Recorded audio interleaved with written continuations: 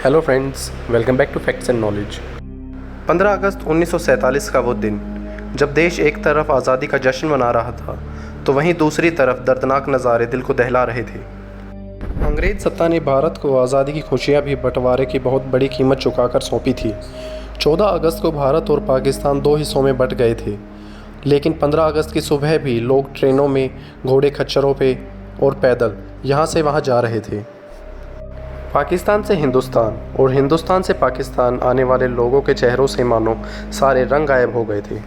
सिर पर पोटली, नंगे पाँव, फटे हाल, आंखों में ज़िंदगी का सबसे बड़ा हादसा समेटे ये लोग किस हाल में दो वतनों में अपना वजूद ढूंढ रहे थे, ये दर्द सिर्फ वही लोग समझ सकते हैं जो उस टाइम वहाँ पर थे। हर तरफ हिंसा और खून खराबे का माहौल था।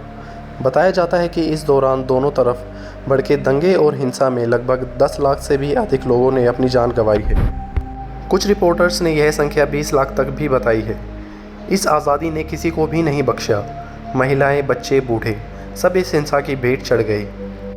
इतिहासकार बताते हैं कि माउंटबेटन ने यह फैसला जल्दबाजी में लिया था। मुसलमानों के लिए अलग देश की मांग को लेकर हिंसा इस कदर भड़क गई थी कि उस सर्वमान्य समझौते की संभावनाएं ही नहीं तलाशी जा सकी जो कांग्रेस और मुस्लिम लीग दोनों को मान्य हो। इस दौरान पाकिस्तान से बड़ी संख्या में हिंदू और सिख समुदाय से लोग भारत आ रहे थे, तो वहीं हिंदुस्तान से बड़ी संख्या में मुसलमान पाकिस्तान जा रहे थे। दोनों ओर से करीब 1.5 करोड़ लोगों ने पलायन किया।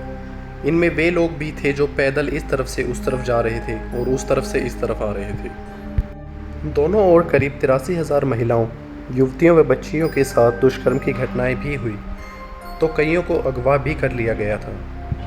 हर तरफ हिंसा, खून खराबा और भय के माहौल ने किसी को अनाथ तो किसी को बेघर कर दिया था। इतिहास में खून और आंसुओं से लिखा बंटवारे का दिन 15 अगस्त की खुशियों पर भी धूल की चादर बनकर छा गया था।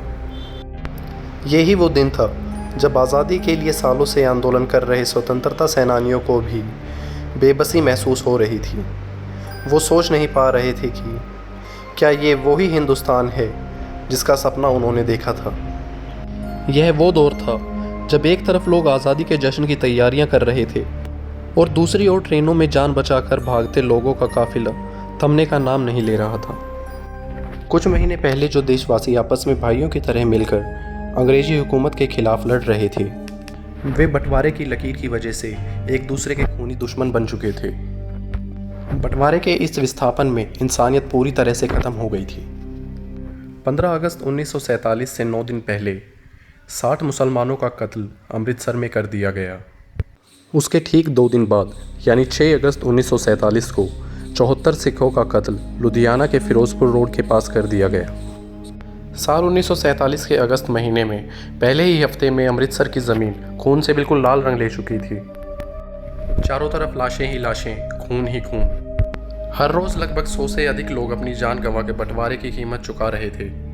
उस दर्द भरी दास्तान को आज देखा तो नहीं जा सकता है, लेकिन उसको महसूस ज़रूर किया जा सकता है।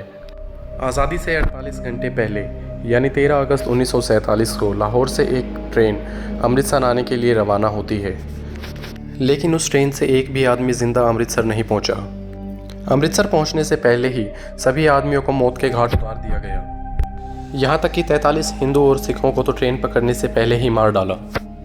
जब पंजाब बंटवारे की आग में जल रहा था, उस समय दिल्ली रेलवे स्टेशन से पाकिस्तान स्पेशल पाकिस्तान के लिए रवाना होती है। पाकिस्तान स्पेशल ट्रेन को दिल्ली से शानदार विदा किया गया और जैसे ही ये रेल पटियाला पहुंचती है, पहली बार हिंदुस्तान की तरफ से किसी रेल पर हमले शुरू हो गए, जिसमें एक महिला और एक बच्चे की मौत हो जाती है।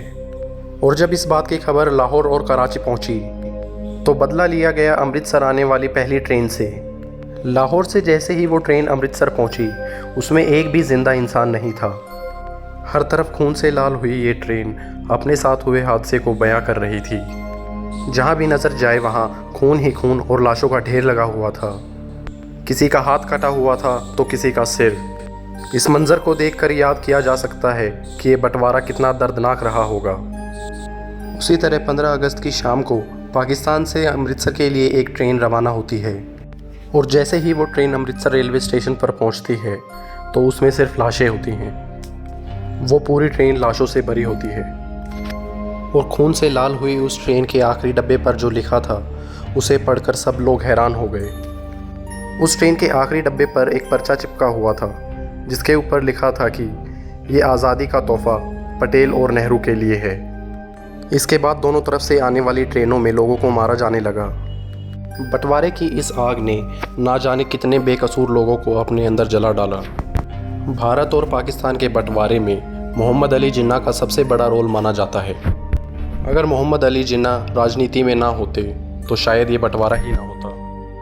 नेताजी सुभाष चंद्र बोस, भगत सिंह और ऐसे ही ना जाने कितने वीर क्रांतिकारियों ने जिन्होंने अपनी जान दी है, उन्होंने ऐसे भारत की आशा नहीं की थी जैसे भारत में आज हम रह रहे हैं। यह बंटवारा ज़मीनों का ही नहीं बल्कि बहुत सी ऐसी चीज़ों का हुआ है जिसके बारे में शायद आप नहीं जानते, लेकिन वो सब किसी और वीडियो में। तब तक के लिए गुड बाय। और अगर आपको ये वीडियो पसंद आई है तो इसे लाइक और शेयर करना ना भूलें और चैनल को सब्सक्राइब ज़रूर करें।